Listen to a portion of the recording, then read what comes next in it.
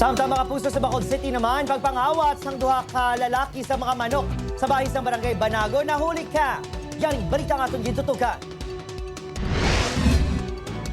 Sa sining CCTV video, makita ng pag-abot sa isa ka lalaki nga naka-backpack. May suksok akalo kag may tato sa liog. Nagsunod sa iya isa pa kalalaki nga naka-shorts. Kasubo nga nagpanilag pa ang duha kun may tawo sa palibot.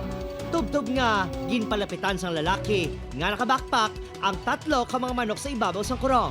Ang isa sa maini, madasig niya nga ginbitbit. Ang isa pa ka manok, ginkuha man sa isa niya kaupon. Wala na nakuhaan sa CCTV kundi nagpadulong ang duha sang nagpalagyo. Sunod sa tag-iya, natala ng ihawon ang mamanok para sa birthday sang iya nga bata. Sa pangayaw gito sa, pero guro ga kadto-kadto di sa amo na nagkapanilag-nilag sa guro amo na bala kay ang mga manok ko ginapangbuyan manggid. Matapos in-post sa social media ang kuwas ng CCTV kung saan klaro kung makita ang nawong sang duha ka mga kawatan, nakabaton sa impormasyon ang tag-iya nga taga-Murcia ang duha rason niya ilagin katuan.